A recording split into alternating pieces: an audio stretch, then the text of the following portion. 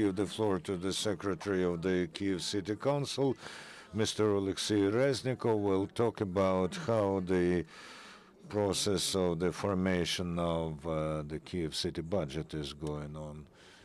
So the floor is yours.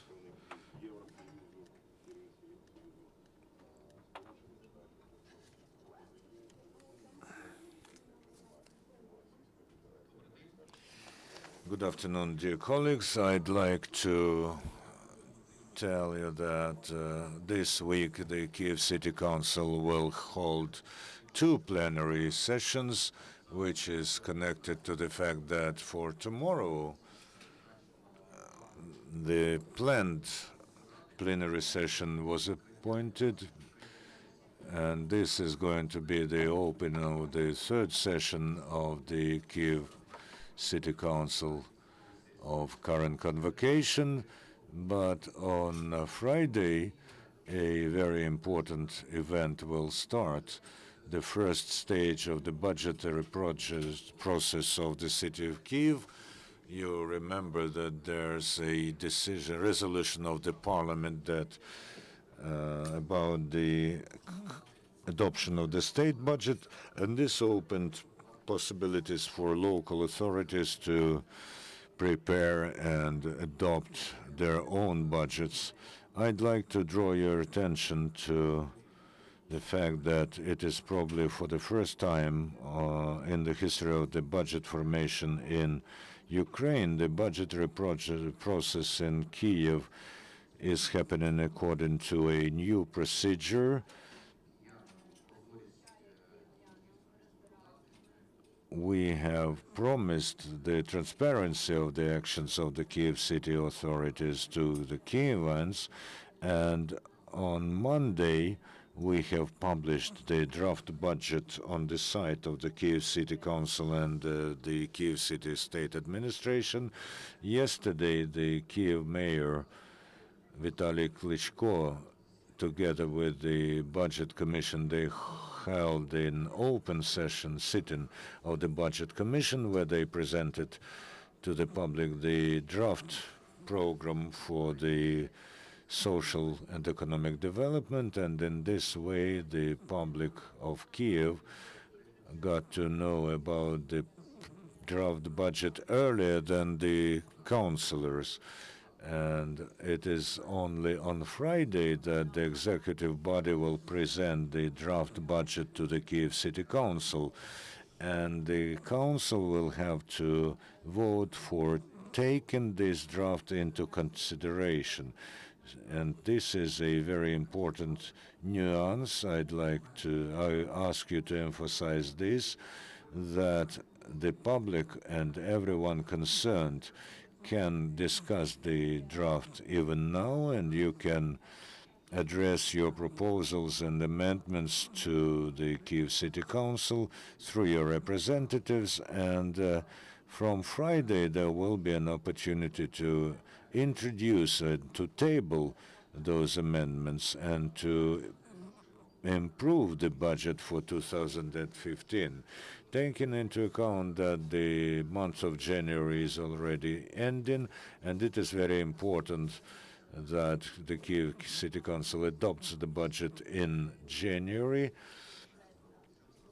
because legally, if we do not do this in January, we will be obliged to live by the so-called formula 1/12, and there won't be any social programs and any additions to salaries and social payments and so on. So the proposal on Friday will be that councillors agree to the shortened procedure of considering the budget, and our regulations allow us to do this, and this means that we will expect proposals and amendments within 5 days, and the Budget Commission of the Kyiv City Council will work non-stop, including Saturday and Sunday, considering all the proposals and amendments and talking to the respective bodies about the possibility to introduce these changes, and then the Budget Commission will table the corrected version of the budget. So that's why I call upon everyone concerned and those who are interested in taking part in the work on the budget of Kyiv, don't hesitate, don't squander your time, study the draft on the site, and you can address the Budget Commission directly or through your counselors, but all the proposals should be either written or sent electronically. It is very important. Sometimes people come and say, I ask to increase the financing for some program, social program, but in order to do this, you have first to see where this can be saved, where the money can be saved in order to be increased for other financing. We say that the budget today is balanced, the draft budget. We don't have a deficit, which last year amounted to 3.6 billion. It is declared as a profit budget, but realistically we understand that the taxation and budgetary revolution took place in Ukraine after the new approach to form the budgets was introduced. As of today, even the workers of fiscal service do not know exactly how they will perform the tasks according to the changed tax code and budgetary code. And when we are consulting with them, we cannot get exact figures for them, from them. This boils down to forecasts about how much revenue will be raised. And of course, this is influenced by the crisis phenomena and the war in the east of Ukraine. At the moment, we have the right to retain 40% of the tax on the private incomes, and 60% will be confiscated for the sequestered for the budget of the state. But we think that this is a discriminatory measure for Kyiv, as in other cities and regions they retain 60% of their local tax. But we do believe that in mid-February, as the Cabinet of Ministers promised, there will be changes in the state budget, and this will lead to positive changes in the budget of Kyiv. But at the moment, we are law-abiding and we work with what we have. We also are allowed to get up to 10% of the tax on the income of enterprises, but realistically, the experts say that there won't be huge payments because the profitability of enterprises is under huge doubt. Many people are worried that we may introduce the tax on property, but the matter is that, yes, we will adopt such a decision within a year, but the tax will start to work in 2016, not this year. So don't worry, you who own your property. And of course, this tax is not going to be according to the highest scale.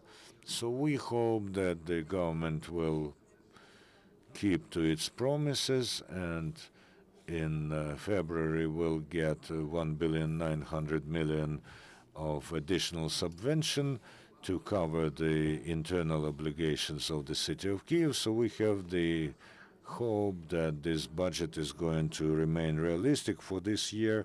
This year is complicated not only for the city of Kyiv, but these are the conditions that we will work within. We'll get to know later what the exact budget is going to be, but there's a mood with the councillors, and the mayor is also thinking that we will work productively. I take the obligation that the cafeteria that works at the Kyiv City Council works also during the night, and we'll have to adopt the budget before dawn, and it has to be published and signed in January. It's understood that council is council, and we'll see the discussion. But I'd like to draw your attention to the fact that tomorrow there will be a planned sitting, which will consider the issues of current character, and some of them are very interesting. One of the deputies will suggest to approve the code of behavior for the deputies of the Kyiv Council. Some representatives of the smaller faction are expressing their disagreement with this code of behavior. We'll see who will be for behaving normally in the session hall and who will be against. I don't know whether we will approve this code or not. It will be of recommendation nature, but it allows approving or not approving. It will allow the voters to see what those who they elected are supporting. Yes, tomorrow we'll be also considering the issue as to introducing the moratorium on construction, reconstruction, or allocating land plots in the buffer zone recognized by UNESCO. This is considered to be one monument, Sofia Kievska, but it's separated by Krishchatik. Everything that is near Pechersk Lavra and near St. Sophia Cathedral, St. Michael's Square, these are like the major sites of Kiev, historic sites which are to be protected, and here Kievites and the members of Kyiv Council agree that this zone is to be protected from construction. Reconstruction will lead to appearance of multi-storied buildings and the allocation of land. And this position coincides with UNESCO's decisions. So we hope that we will approve this resolution, which will protect the historic face of Kiev. There will be discussion about that, of course, going on. And also what will not be happening tomorrow, it is very important. I read recently in mass media also the concern from the representatives of the veterans or the servicemen who are related to events in NATO, that as if in the Kiev Council there was a decision made to allocate 1 hectare of land to prosecutor's office, but I would like to tell you that we will not be considering that tomorrow. All issues related to transferring some land plots, they are deleted from the agenda because there is in the Ukrainian legislation certain restrictions as to introducing moratorium on the possibility to allocate certain land plots if the parliament, because the parliament did not get enough votes for extension of such moratorium. So from the 1st of January in the territory of Ukraine, no land plot could be allocated for construction, and that is true also related to the needs of ATO. We cannot allocate any land to them until the parliament passes the decision for extension of this moratorium, or they do not find the money for developing the plans. But in order to develop the detailed master plan for the city of Kyiv, 1 billion hryvnias is needed. On the one hand, we need badly to register land plots, those who have some buildings there, because we cannot do it because they don't have the detailed master plans of the territories, but we have to charge money for that to fill in the Kyiv city budget, and that is the vicious circle. and only the parliament could resolve this situation. So I addressed my colleagues from the parliament, because we do need these detailed master plans, but either give us funding so that we can do it all over Ukraine, or let us again extend the moratorium, and we'll find some compromise. So if people are afraid that tomorrow there will be some decisions made on allocating some land plots, this will not be happening tomorrow. The main issues that I would like to emphasize, I have stated, and I can add one more thing. We haven't seen each other from last year, um, so basically we had 12 planned sittings, 125 decisions were passed, and there were 61 protocol instructions given. If you have any questions, I'm ready to answer. The press has rumors that tomorrow you will consider the issue about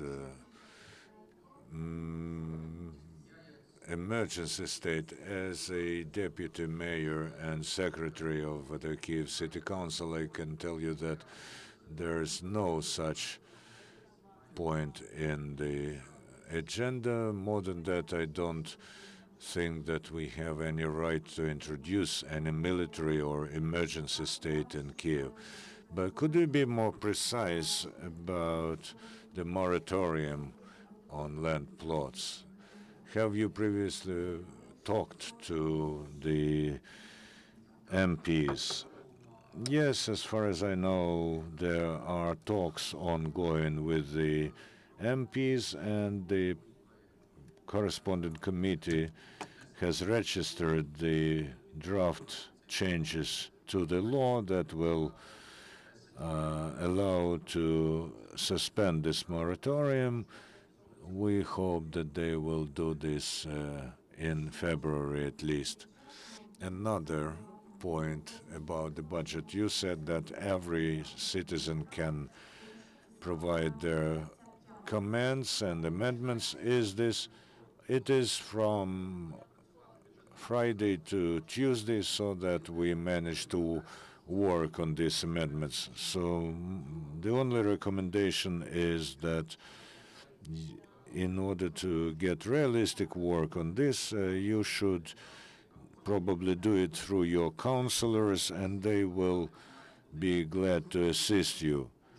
But again, in order for you to be heard, you should submit your proposals in the written electronic form and tell us where we can save the money in order to finance some new proposals. Yesterday there was a meeting chaired by the Kyiv mayor, and the painful issue is the issue of meals at schools. We all understand what the quality of these meals are, and half of the children do not eat what they are offered there because the subcontractors do not always provide quality food. But yesterday, the Kiev mayor instructed the executive body to prepare and introduce the proposed changes in the budget so that the kids from grade 1 to grade 4 are at least fed at the expense of the city budget.